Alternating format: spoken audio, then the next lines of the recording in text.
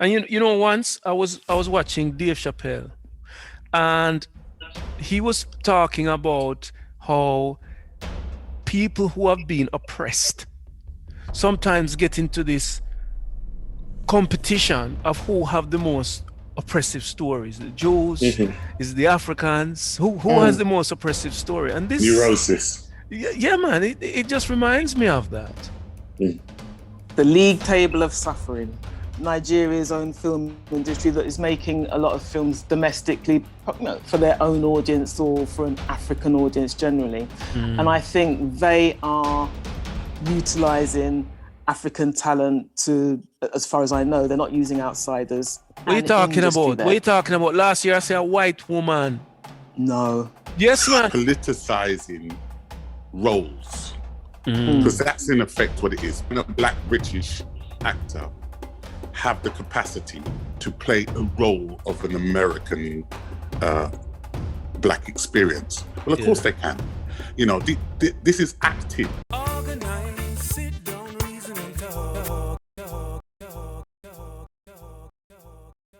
Yes, beloved, it's Kush here again, and I find myself adapting the format of ORT, not for technical reasons this time, but for deeply unsettling news on black child promotions. This news may mean that they will no longer be in Brixton as usual on Thursdays and Fridays, but you'll get more on this matter later in the show.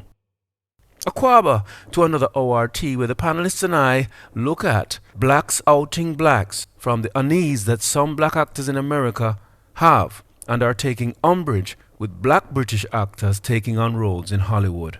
Is this another Uncle Ruckus moment? ORT.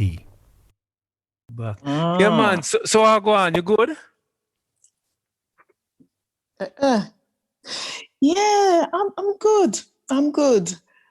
Funny thing, now that everything's kind of quote unquote getting back to normal, I'm missing some of the quiet that was there before, you know. Which quiet there's a lot about that suits me. Okay. Which quiet? On the roads, the quiet. Yeah. Okay. Yes. Okay. Have we got Ebony? No. She's not joining us today. Oh, what a shame. Otherwise okay. engaged. Oh. Okay. No problem. Oh. Yes. So, Brother S, good for your voice, man. And you, my brother, and you too. Your team. Are you well? Yeah, man, I'm good, man. Wait, what are going on with your team tonight? Are they going through? I have to believe so. I have to believe so. I mean, you know, you're asking a long time fan, and of course, whether this is meets with good logic or not, I'm always going to say I expect them to win. Okay, so how are you with the new manager then? The jury's out because, unfortunately for Chelsea, when they do these spins where Abramovich gets itchy fingers and dashes someone out and replaces them, you often, in these most recent times, I don't know that we're given long enough even to receive them and to figure out whether or not we like them. Yeah. You know, they're gone before you can even do that. Yeah, man. I hear that. Well, that's what the jury's out. Yes. Okay. So Aquaba, and welcome to another ORT, the show of love, light, and laughter, with our resident panelists, our king of one-liners, Brother S. Greetings, people. Greetings all. Our eye of analysis, kindred spirit. Greetings all. And I'm your host, Baba Kosh. And I hope everyone has been looking after themselves as we approach the summer by keeping themselves fit and exercising and keeping their mind stimulated by listening to ORT. So what's been catching your eye since the last time we met, Brother S?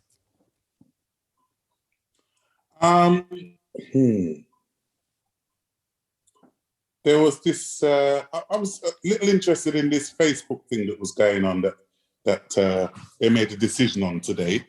That was quite interesting.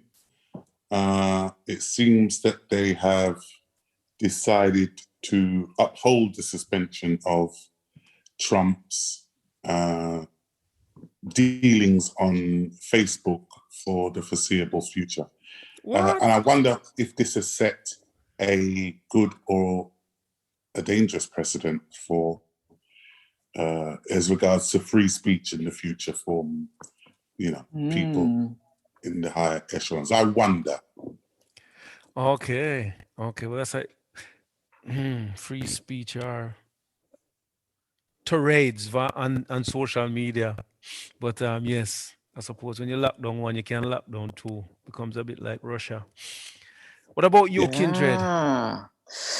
Ooh, now. A combination of things. But I'm going to confess to you, right? This is this is not in any way of interest to ORT generally, but Bill and Melinda Gates getting divorced. Oh, you stole it from me. Yeah, that was another one on the list. You're a thief. Yeah. It's not feel in and ashamed of for itself an ORT story, but in a certain kind of way it is. Yeah. Oh my gosh. Eh? And I apologize for invading your thoughts, oh Kush. gosh. Well, so I saw that story and I thought, look at this now. These people, they presented that unified couple, push through the vaccine agenda and their other agendas. But all the time they had business in their home that they needed to fix. Oh boy. I'll tell you. And how much them have to split? Something like 130 billion? A few shilling here and there. Yeah. And he didn't do a prenup. He don't have to. Why? There's enough. Which whatever she wants, there's still enough for him. Well, to me, once you're filthy rich like that, to not have a prenup is like going out without vaccine and not wearing a mask. You're taking a high risk. When you're dealing with billions, Brother Kush, he's not going to be missing any meals. Trust me. Yeah. There's nothing she can take that he won't make back. Okay. And that's the second thing. Because of his status within the business world, it's not like he can't recoup the money. Yeah. He's still very valuable in that business world. And so he ain't going to stand at a loss. I'm not speaking for him. I imagine it's not really a big deal for him about whether or not he signed a prenup. That ain't high on his agenda of concern. Listen, if she take him to the cleaner, she's doing us all a favor. Well, unless she starts some kind of another campaign now for go do some kind of interference in our lives. Well, the cash register is ringing from the vaccine, so I don't think we need I would to love to be one of the liars, though. No, you could imagine the liars, how much they're going to charge. Oh, my gosh. Well, oh, yeah. Listen, everybody's going to eat from that divorce. TV shows, everything. Oh, my gosh. Well said. You know something, as you said that, I might start print some Ganzi, and sell them. Well, as it you might said well that. be worth a try, Kush. Might well be worth a try. Yes. Okay, so so welcome to another ORT. And we have our quiz as usual. And I know I'm with some of the sharpest minds when it comes to matters related to melanated people. So, people, are you ready? Vote! Boy! Oh, Lord. So, question 1. What is Britain's second largest city with the second largest black population? I would say Birmingham. And I would say Birmingham too. Okay, there's a Birmingham 1 and 2. Okay, well, you're both right. It is Birmingham. Pick up the Birmingham massive. Question 2. Jacob Miller, who died at the age of 27, would be 69 this week. What was the name of the band he was in? Jacob Miller, who died at the age of 27, would be 69 this week. What was the name of the band that he was in? dear. You're gonna kick yourself. Yeah. Clue? Think of shapes. So you have hexagon, you have oblong, you have isosceles. Think of shapes. The band has a name of a shape in there. Okay. Shall I put you out your miseries?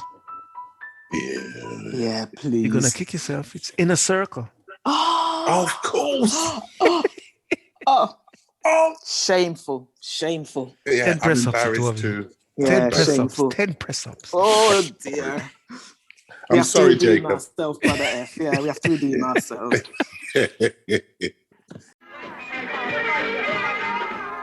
Of all the bands in Jamaica now, perhaps the one that's most in demand is Inner Circle, with the Lewis Brothers and Jacob Miller.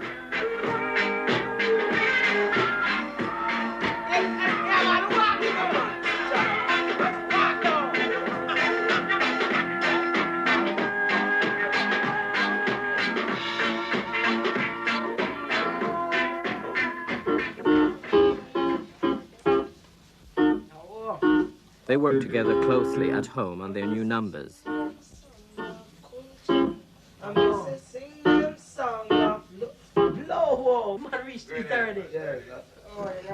Like that. Yeah. I mean, sing them. I the right thing for sure. Yeah, man, that the country need now something to set them out, man. Yeah, man. I miss it for a word, never run a backward, never. For a word, never run a backward, never. Question 3. I'll name the prime ministers. You name the countries. Paul Kagame, Gaston Brown, George Weah. Paul Right, Kagame. George Weah is Liberia. Mm-hmm. Gaston Brown is Antigua. Mm-hmm. Go ahead. And What's the last one? Paul Kagame. I'm gonna say Kagame. I'm gonna say Kenya. Paul Kagame. What's your three? Kindred? Kagame. Oh God. I'm gonna say something like Zimbabwe. Not bad. No. And what about for the other two prime ministers? And I'd go with Liberia for George Weah. That sounds familiar to me. And the last one, give me the last name. Gaston Brown. Gaston Brown. With an E on And you said Antigua, didn't you? Mm-hmm.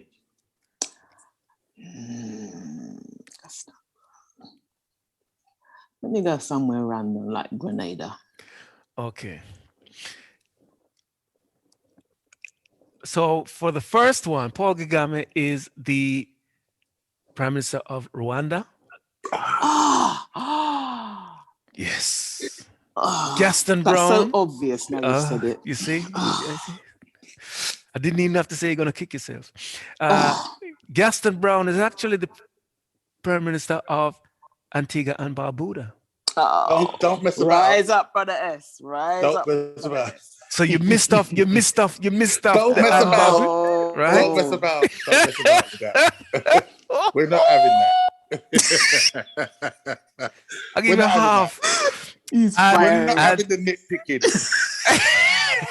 It's about no standards. splitting hairs. It's about standards. That's all it is. That's wickedness. Oh dear. And then In its truest form. Oh, Gaston. And in terms of George Weah, you were both right. It is Liberia. So question 4. In the United States, a pencil was used to tell black people from white people in what's known as the pencil test. Is it true or false?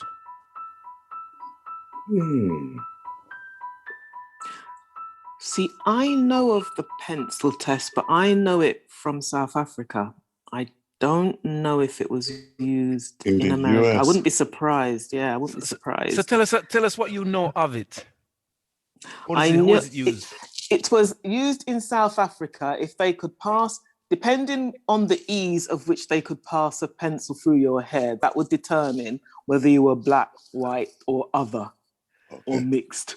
I'm going to have to give it to you because it's the same test in the United States. So between 1948 and 1994, the pencil test was a method used to assessing whether a person was white or black. A pencil was slid into the hair of someone to be assessed. If the pencil fell out, you were white, and if the pencil stayed in your hair, you were black. Okay. Up to 1994. Stop it. I'm telling you. Wow. Huh? Jeez. Dear. So, what, up until 1994 in the US? Yeah, man. So, what was that instead of as well as the one drop? I don't know. All I know, it was still in existence, which really seems remarkable. Yes. Wow. Question 5. What is Trevor McDonald's birth name? Oh, what the hell is The this? first name. His last name is McDonald. What's his first name? His last name is McDonald, but Yeah. his first name is not. Oh, so are you gonna come with your tricks in this again? No, there's no tricks. He although he's known as Trevor McDonald, Yeah. he wasn't born as Trevor, is what I'm saying. I see. Yes. Okay. Where's So he you're gonna from? have a stop. All I'm gonna tell you, I would say it's a royal name, or people who call themselves royals. It's one of those royal names. Bayesian, isn't he, Trevor? I'm gonna say Trini, isn't he? I think he's Trinidad? Bayesian, you know. I thought it's Trinidad. Oh, okay. Ooh, all right. Well, that's another quiz question. I'm gonna say James.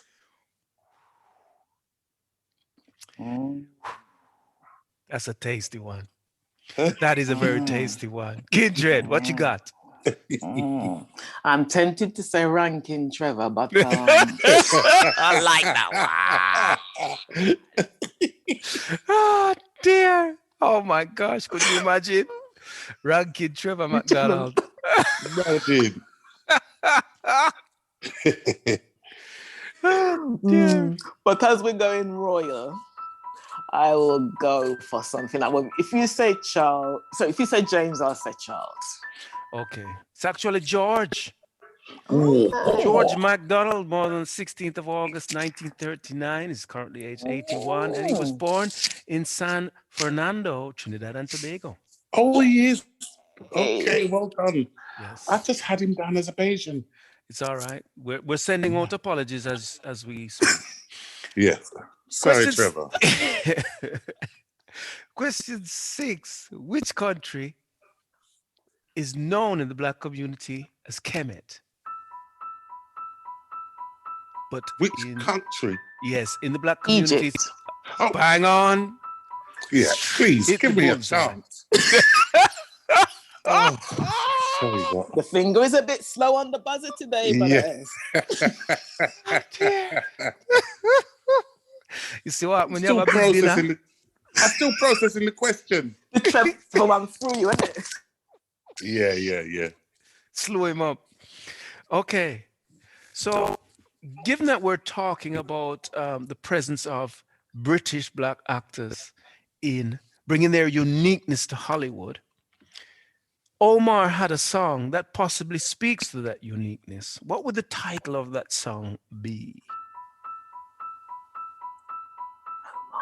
There's nothing like this.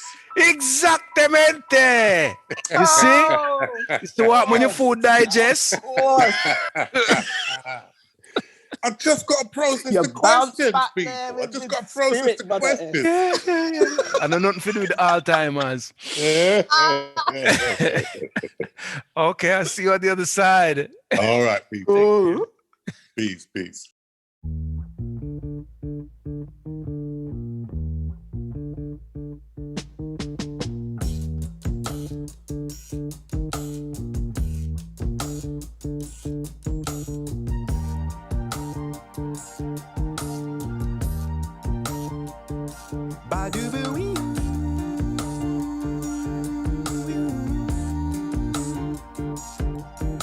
Sip a glass of cold champagne wine. The rug that we lie on feels divine. And there's no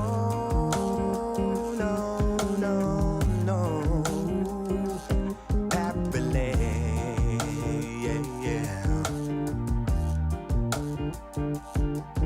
for we two.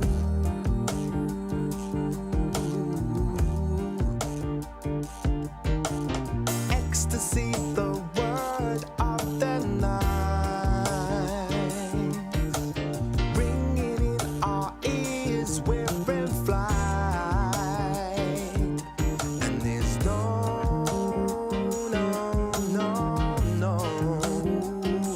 substitution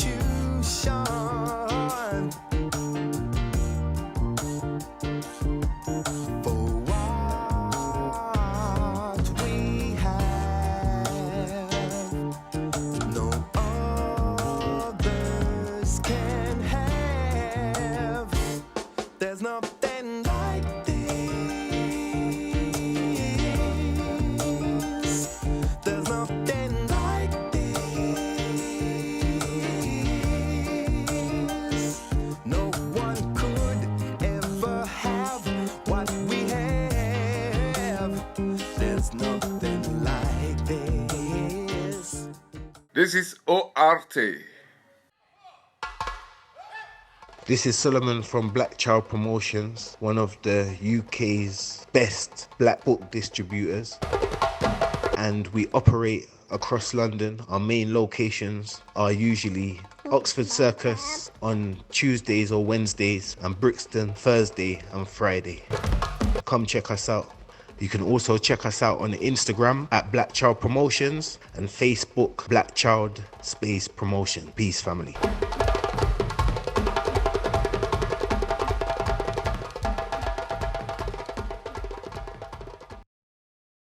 As I said at the start of the show, I have some deeply unsettling news on Black Child Promotions. As you know, they are set up outside Iceland on Thursdays and Fridays, positively serving the community through providing hard-to-get literature for adults and children within our community.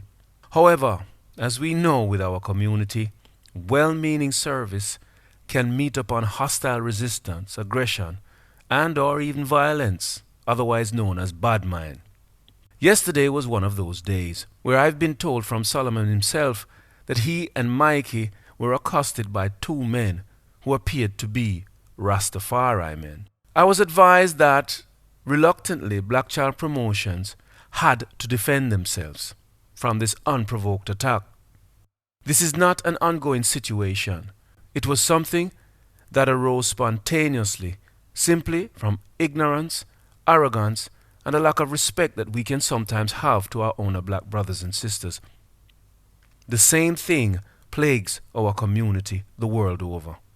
There is now a shadow over Black Child Promotions as to whether they will return to Brixton, which is a real shame after 18 years of service in that same spot. 18 years of having to deal with and go beyond black-on-black tensions directed at them, with the view of wanting to continue to serve the community. Black Child Promotions have elected not to contact the police and are seeking to resolve this matter within our community as they have faith in the community's resource. ORT will bring you more on this matter as we are updated.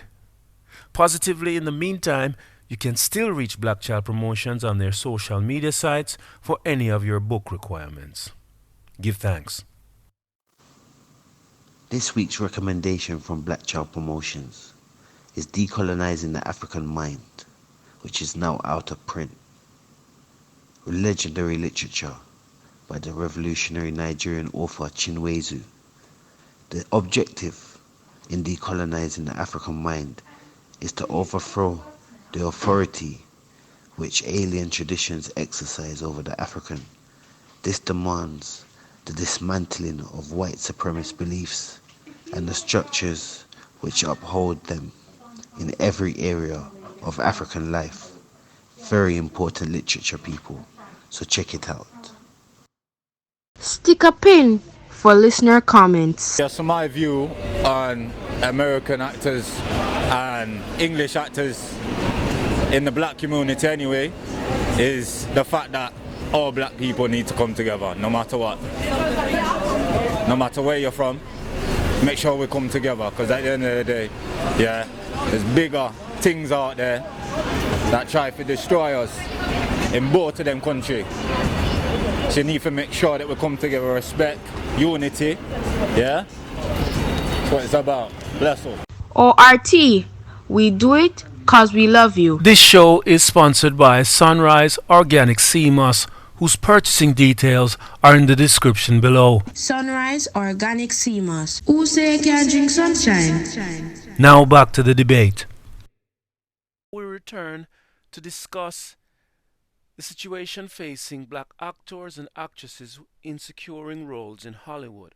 And we ask ourselves, is this an Uncle Ruckus moment?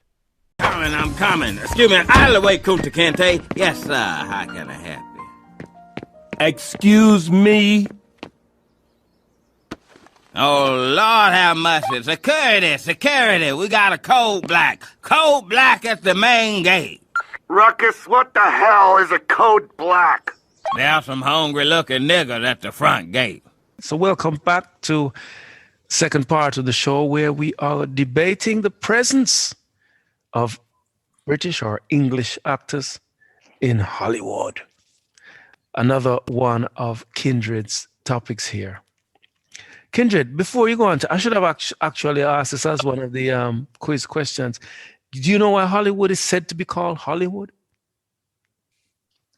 No, don't think I do. Okay. You know the magicians, or the magician stick, you know, the black stick with a bit of white on the end? Yeah. The wand, yeah. Yes, the one. It's made from holly. Ah. So the whole thing was about using Magic. Yes, that forum as a form of magic to put people in a spell. But yes, go ahead. Ah, interesting. Yeah, you don't just come here for laugh and joke. Well. To learn. So why this topic? Why this topic? Well, it's something that has been on my mind for a little while. It was a concern that was raised by Samuel Jackson, actually not that long ago.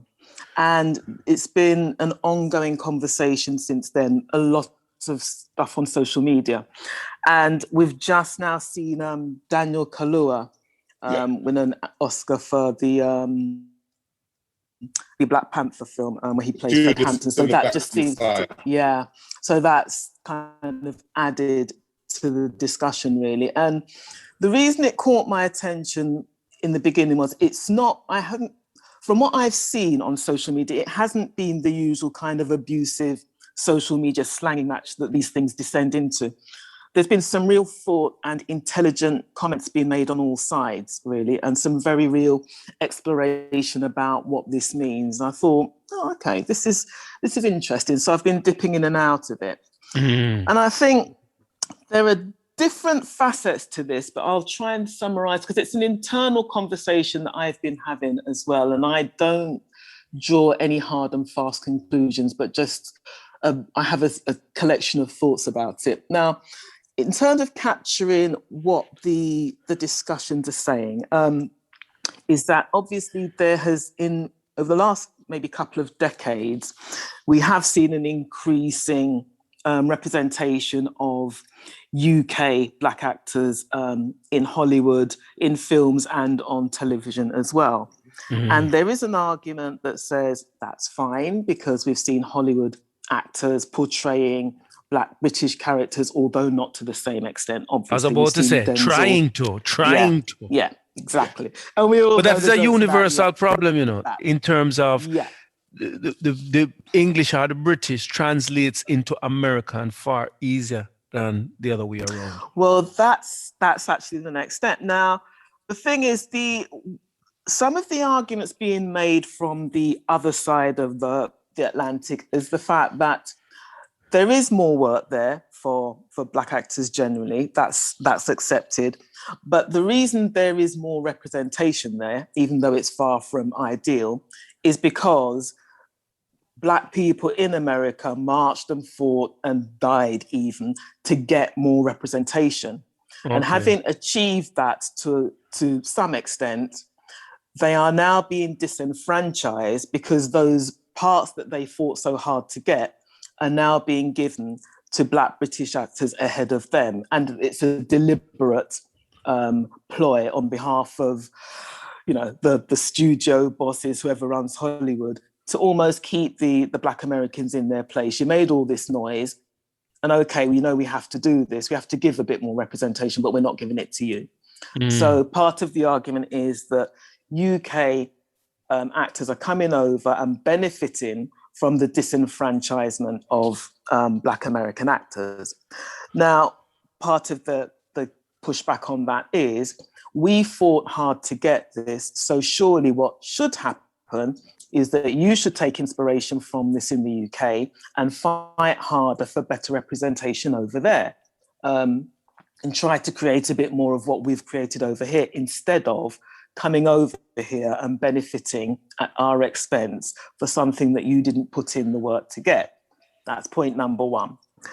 Point number two is, there is a counter argument that British actors, I think was it Brother S or you, because you made the point earlier in the quiz that black British actors do bring a certain something, a certain energy, a certain je ne sais quoi, essence, as we say like, on the street corner. Yeah, that makes them interesting. They bring a different dimension to these roles, and they play them so convincingly that a lot of the time people don't realize that they're not American until they hear them, talking in an interview or something. So they're able to produce performances that are authentic.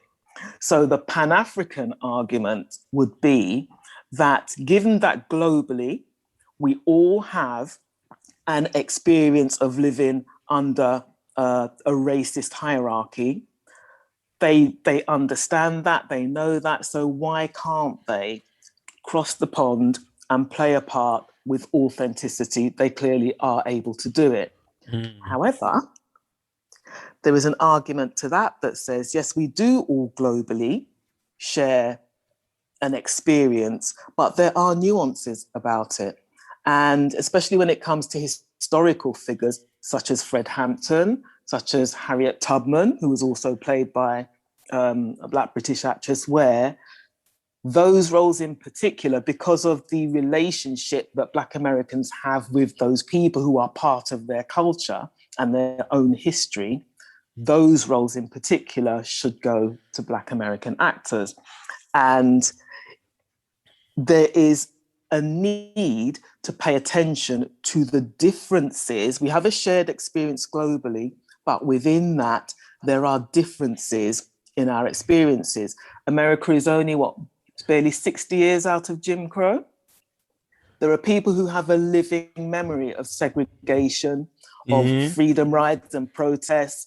And if some people who have a recollection of seeing strange fruit hanging from the tree as they made their way to school. So they have a different experience, and that needs to be acknowledged as well.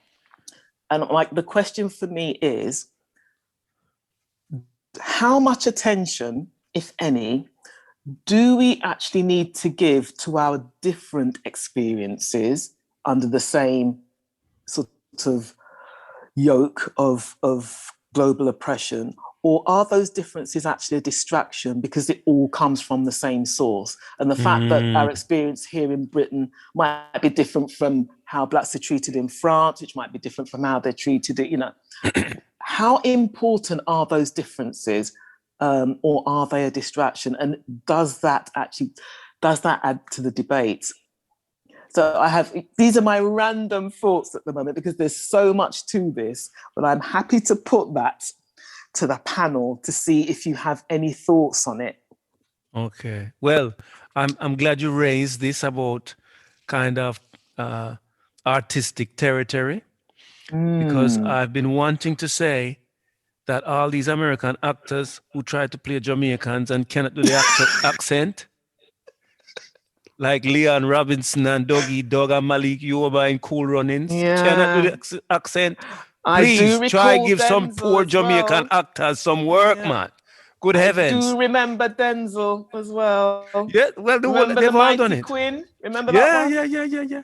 And the thing about it, there's no, if they get a job, and I said Jamaican, even with some of the African films, especially like some of the films in South Africa, they get Black American. I didn't hear anybody protesting when they give Black Americans the work. Yeah, we've had Morgan Freeman playing Nelson Mandela. So I believe we had Denzel playing Stephen Biko, didn't we? Yeah. And once I was watching Dave Chappelle, and he was talking about how people who have been oppressed sometimes get into this competition of who have the most oppressive stories. The Jews, is the Africans, who has the most oppressive story. And this neurosis. Yeah, man, it just reminds me of that. The league table of suffering. Yeah. Yeah. And I don't hear anybody complaining about Russell Crowe making films, and I think he's Australian or New Zealand. Yeah. Australian, yeah.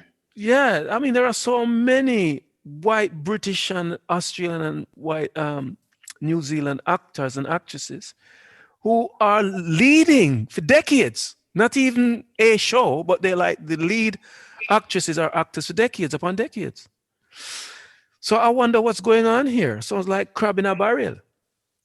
I don't know. I do remember, in fairness, that there was some talk about this from some white actors in Hollywood, but it was a long time ago. And it kind of died a death. I think it was on the back of, it might be going back to the 90s or do you remember, who was it? It was something like, do you know Daniel Day-Lewis? Yes. I think it was on the back of him. Did he win an Oscar? I think or something. Yeah, but there was a lot of Foot. talk around that time as he was getting quite a few Hollywood roles, and there was some disquiet about that, and a couple of other people, Anthony Hopkins. And I have heard people complain about Jude Law and stuff like that, but it's never. But I think they're in a different position. In terms of this oppressive experience, who's experienced Jim Crow and who's seen lynchings, as you said. I think they're in a different position. But in terms of getting a job, it's kind of the same thing. I mean, you're chosen as opposed to you do the choosing. And the other thing with it is that Hollywood and America has ensured. Kush, you disappeared, Kush. Sorry, my mistake. Can you hear me now? Can you hear me now? Yeah, that's better. That's better. All right, can you hear me now? Sorry. Yes, that's better. You can hear me. So I was saying about the actors really are at the behest of the studios, and so in terms of the power, it's all with the studios, and America has ensured that they have the biggest movie production industry. I'm sure if it was Pinewood Studios and lots of British actors could get work in Edgware, they probably wouldn't be that fussed over it. Can you hear me? Hello? Yeah. Okay. Yes. There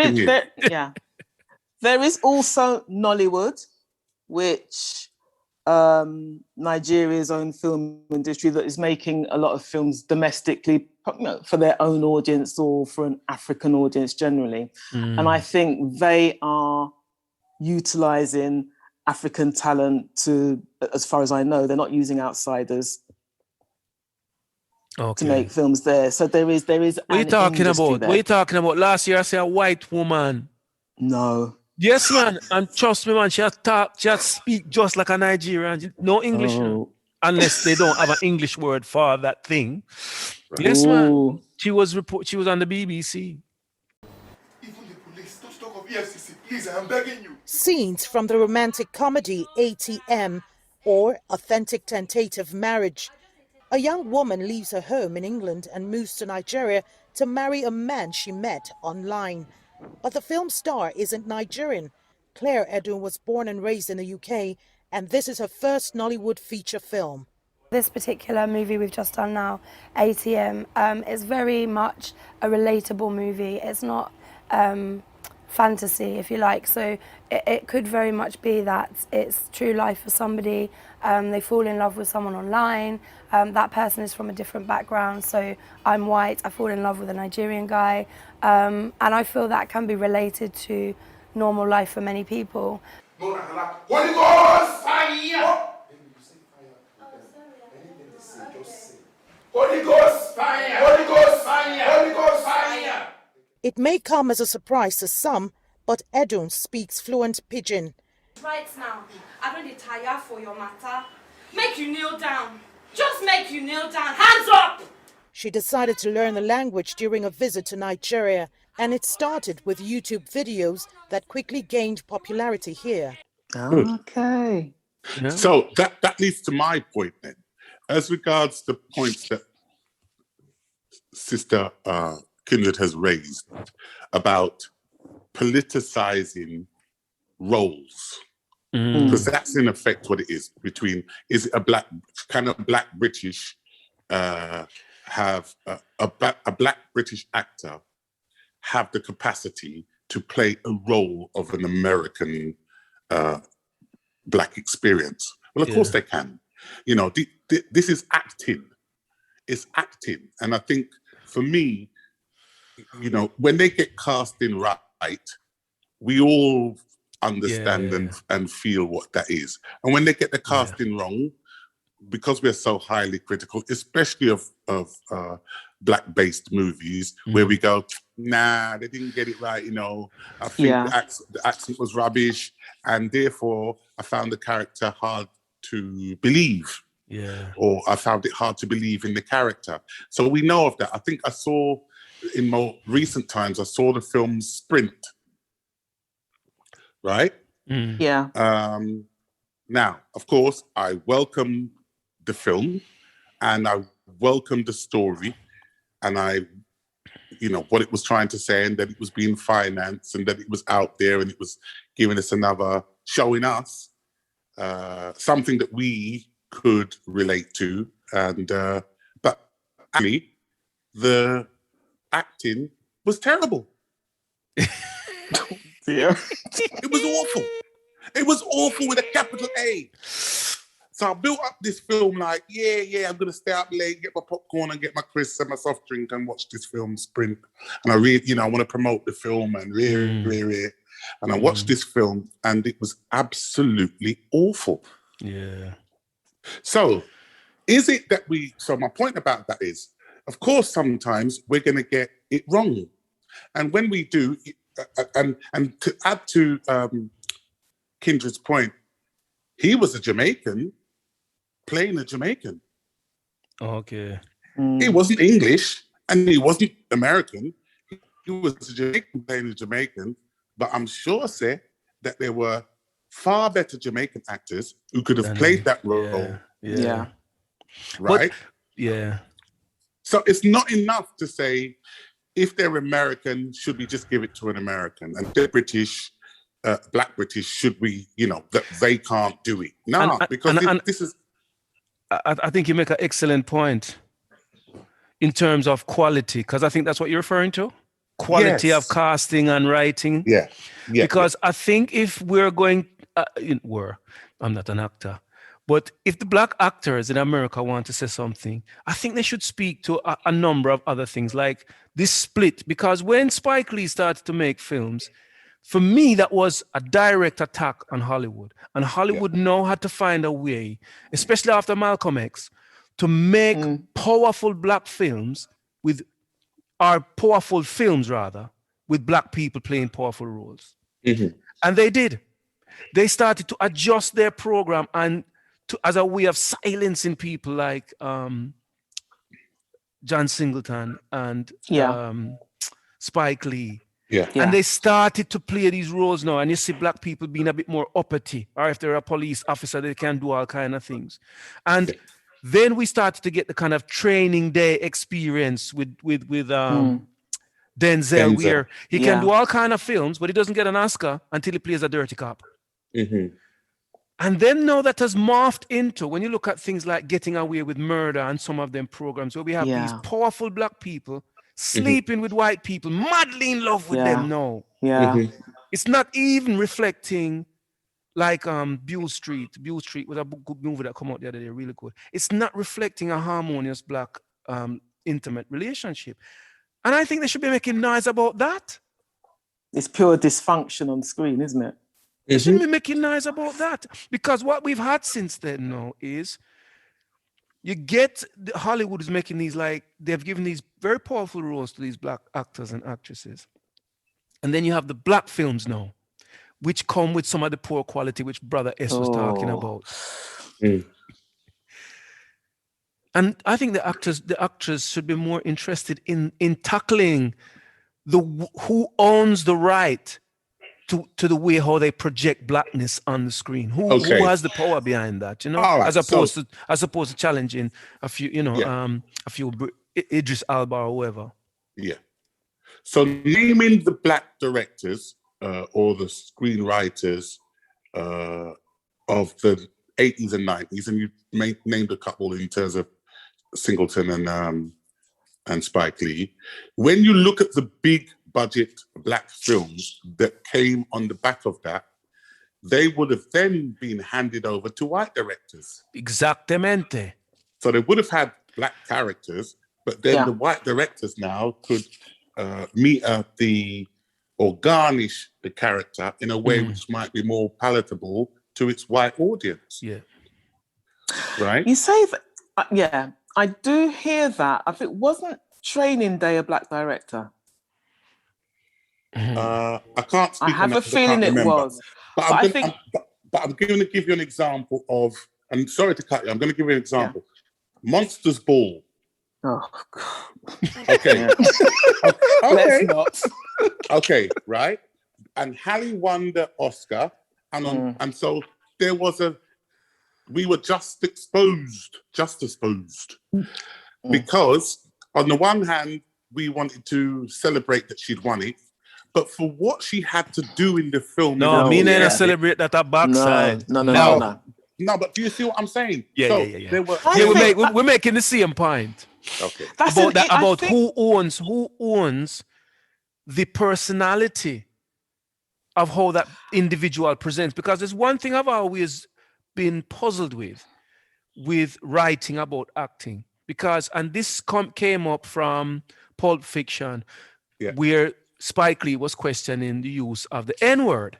Terrence, the use of how many white people were using the use of the N-word, right? No, the thing is, again, this is something I think that the black American actors should be more concerned with.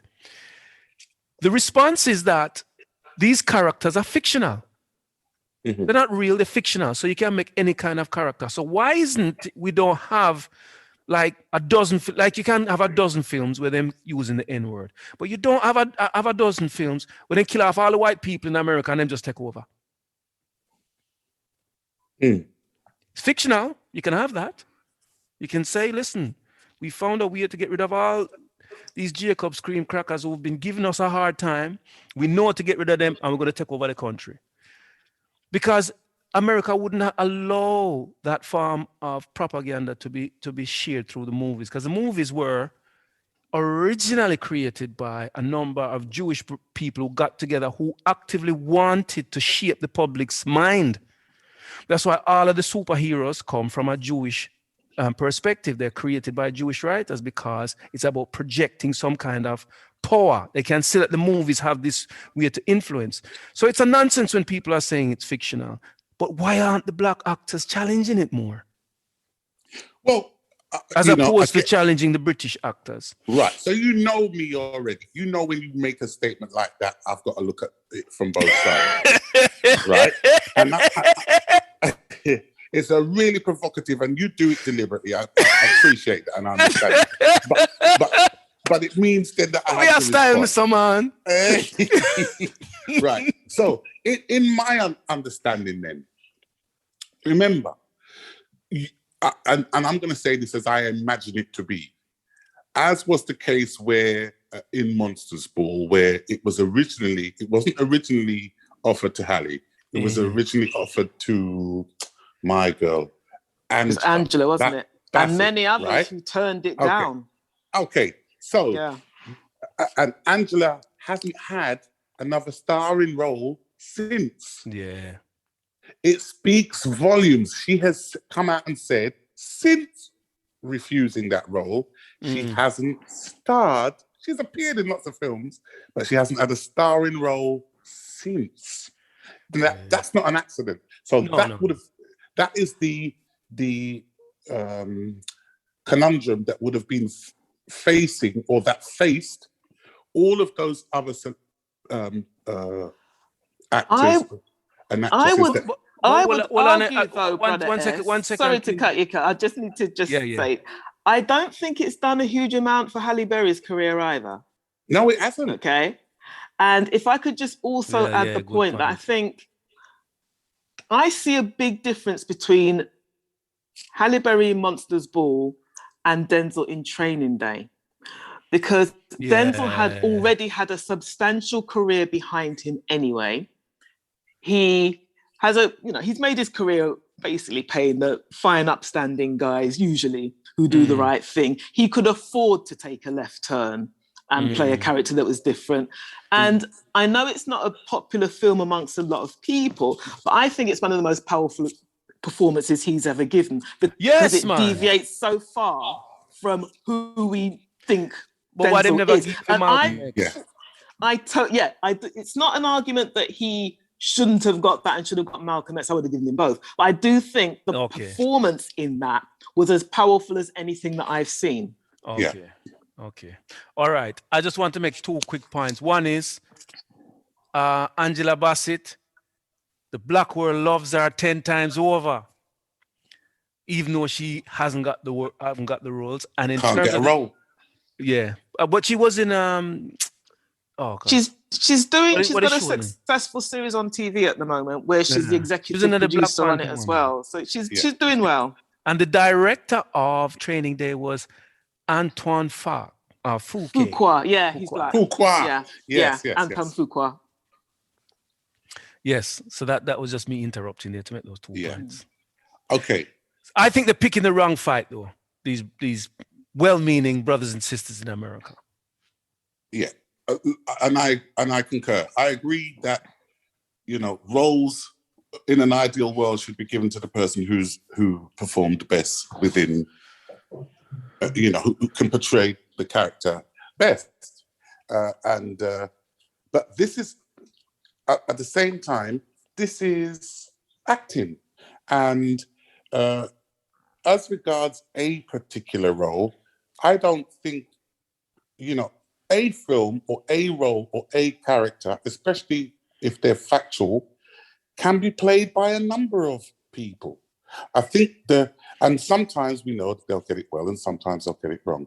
I think when it becomes difficult or more difficult as a discussion point, instead of us fighting amongst one another about should they be black, British or black American, is when we feel that outside of the race, that somebody else feels that they can speak on our behalf. And that is probably more difficult to chew over than whether or not Daniel Kaluuya is playing, a Black Panther character, but he's from Southeast London. Well, let me ask the two of you something. Do you think that black roles have really evolved? Well, black roles would be in black films. And it would be interesting to see if the turnout of films pre-COVID that had more significant roles for black characters than it did 20 years ago. It'd be interesting. I think there's more of them, but the quality of the roles and how far they depict an authentic black experience is debatable. They depict the black experience through the white lens, so they don't feel real. Exactly. Or they're still reliant on a helpful white person to help them achieve their aims. Right. Even when you The look White at the Black Savior, Panther yeah. one with Chadwick Boseman, you know, even when the person Yes. doesn't even fit within the scenario. And Yes. again, why aren't the black actors speaking about this more than splitting? It just seems a bit odd. Yeah. Yeah. I submit. That's not like you, brother. No, only in that he made a point which makes it difficult for us to be able to answer, because I think that yes, the in any kind of business that is, and especially one such as acting, music is the same, Yeah. right? You don't really have a voice even when you are really successful. Yeah, right? There are no collective voices in acting or music that means that when they assemble, that they actually can cause any friction in the music or the film industry. They can't. Yeah, no, good point. Good point. So sometimes individually you might have to shut up and put up, because you're thinking it's all I've ever wanted to be, and it does ask you at some point how much your soul, how much are you willing to sell up in order to achieve the thing. And that would be the question if I met Hallie, who I always felt was fine like sugar. If I sat down and had a chat with Hallie, I would like to have a chat with her about what was behind her decision to take on that role that in Monsters Ball that so many people found distasteful and found a bit of a sellout, like you hoard yourself out. Yeah. You know, but even though it's just a role, that they felt that what she appeared, you know, the scene with Billy Bob Thornton and, you know, and willing to do, even though I wasn't just holding well, that's the discussion of like because that. of the whole story, That's the storyline of that film and what she portrayed on.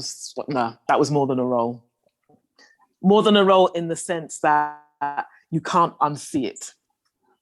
Even though it's just a role. I know that's how she would have justified it. I'm going to work. I will do what's asked of me, and then I will put on my coat and go home. I Because get that. but in terms of the money, mark right? that it left, yeah. But the mark that it left, I think, is unfortunate. I don't think so. I think if you're convinced that what she did in that role was more than just a role, then I have to applaud her and say, if you're convinced, she acted very, very well. When I say more than a role, I don't mean that she was more into what she was doing than when I say it was more than a role, I mean that it's the symbolism of it. Right. Yeah. Went over and above. And that's the bit that people found difficult to swallow was, you know.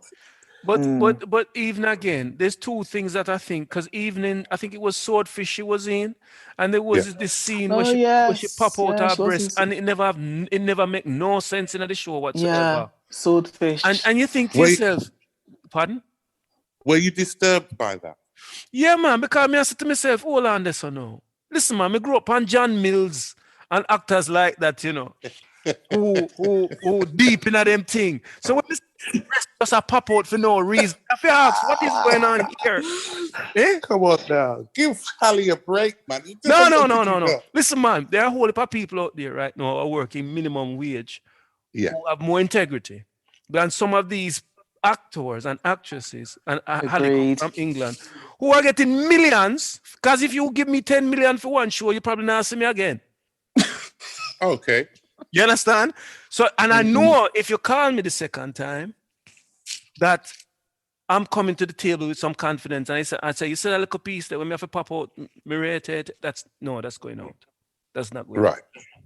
Okay. So, and the other thing is, it's the N word. Why are there still so many films, you know, that rely on this N word to make it seem like it's an authentic Black American experience? You tell me nobody in America can't speak without saying the N word? Okay. But, right, they are supported. That lobby is supported by a number of people, of high-profile people, especially musicians, who will incorporate that into the lyrics of their songs, and it continues to promote. You know, it gives the white business owners, the directors and the producers and the screenwriters of these, and the people who own these music and record labels, they say, well, look, it's artistic license. Yeah. Okay. It's all fiction, yes? Well, no, they're saying it's artistic license. If I'm going to get a guy from the hood, I'm going to make him a rapper because he's a lyricist, and he, not me as the owner of the company, but he chooses in his lyrics to write N and the this and the that and the BITCCCEDDDD and make all of these references to us as black people in a derogative way, then you can't blame us as the company for what he doles out. Yeah. And I'm not even blaming them. I'm just saying, don't, you know, like how this thing has come up where there's a questioning of the presence of British actors. Shouldn't there be a stronger presence of questioning why scripts are just so formal? I mean, I watched, not recently, If Beale Street Could Talk. Absolutely wonderful film, right? But most of them, I'm just prepared for some of this and all over the place. And I just find it distasteful. Why don't they get up and say, listen, why we have to keep on doing this as to the level that we are doing it as an industry? Yeah. You know? And they will say that we are trying to keep it authentic. Authentic to who? You mean like Pride and Prejudice is a quintessential British experience? You mean authentic in that way? Right? Look, so Downton Abbey. But they will always find a way in which to justify the continued degradation of black characters in these movies because it meets their ends. Right. I hear you. Yeah. And there's enough people out of work for long enough that will put their hand up as character to play those characters in those roles because they need to eat. Yeah. Hollywood Shuffle springs to mind. Yeah. Hollywood Shuffle. Remember that? Robert Townsend. Yeah. Hi, my name is Robert Townsend, and it's hard to make a movie in Hollywood, but I did, with the help of a few friends and a few credit cards. What's the line? I ain't be got no weapon. I ain't be got no weapon. My film's about making it as an actor in Hollywood. The only role they gonna let us do is a slave, a butler, or some street hood or something. Don't sell out, brother. Oh, Promised Land. Melon soda? But the real trick is finding a juicy role when the odds are against you. Good luck, brother. What we're looking for is an Eddie Murphy type. What is happening with your cool vines? Thank you. You're the worst actor I've ever seen in my life. Then they said I wasn't black enough for the part. Ricky, can you tell us what you've been doing since you've graduated? Well, Robert, I've played 9 crooks, 4 gang leaders, 2 dope dealers. I played a rapist twice. Whoa. That was fun. They'll never play the Rambos until they stop playing the Sambos. I just want to be me. I don't want to be Eddie Murphy. He's the one we want. I just want Hollywood Shuffle. Yeah. Absolutely. And we can ask our listeners, check that out and check the background to Hollywood Shuffle. What Robert Townsend did at the time was, it was brilliant in terms of how he characterized the stereotypes of black characters and what their journey was through the film and music industry. And of course, he did it in a way which was comedic and funny, but there was a very serious but we heard him, didn't we? We heard him. We knew exactly what he was talking about. Absolutely. Yeah. And also, I would ask the listeners to check out Step and Fetch It.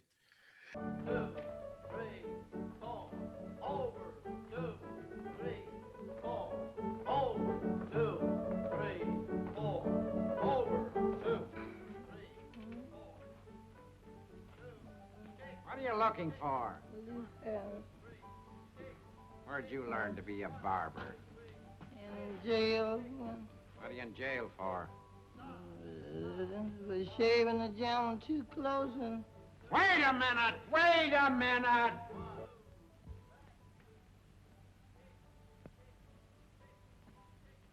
Do like that, Mr. Flowers? Like me? What? Make your face look like mine? Give me that razor. If I want to get that bump. Come on, stand over here and hold it up. Hold it up. Now down. Hold it so I can see. Wow.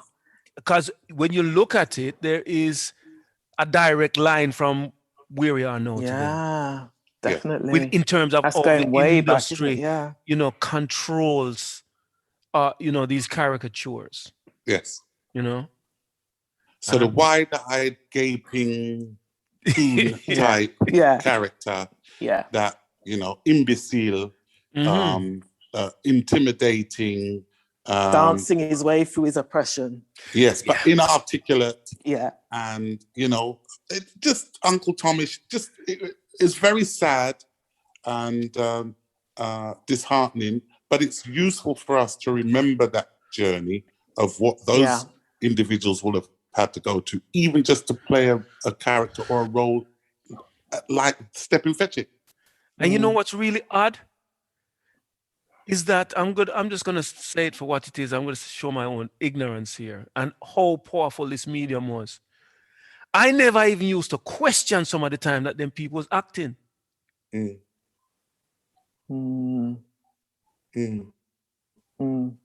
Based on what? I just think, well, so black people must have did stay. Damn fool. Right.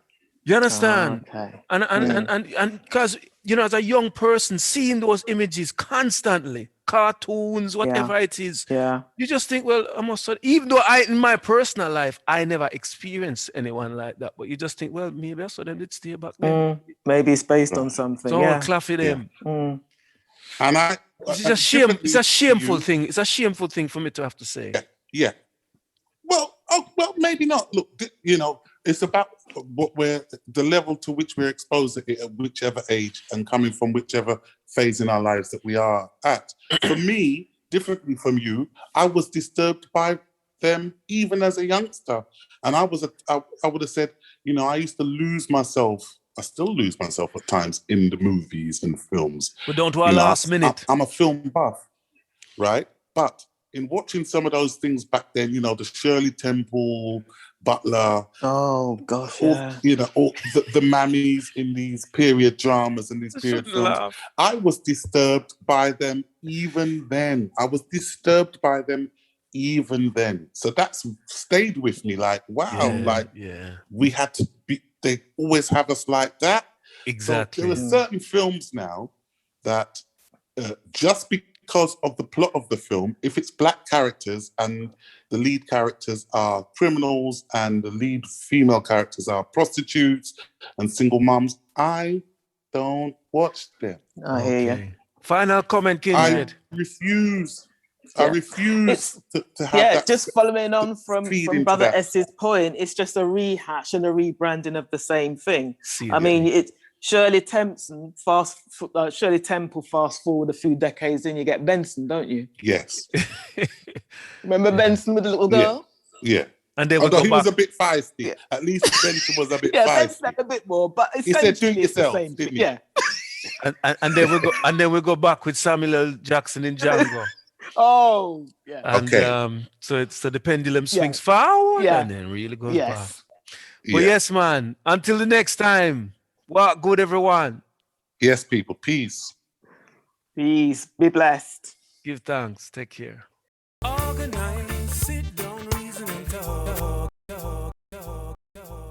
Included below are related links to this discussion. Please share, comment, and subscribe. And remember, talk the thing. This show is sponsored by Sunrise Organic Sea Moss. ORT, is a Glover Media production.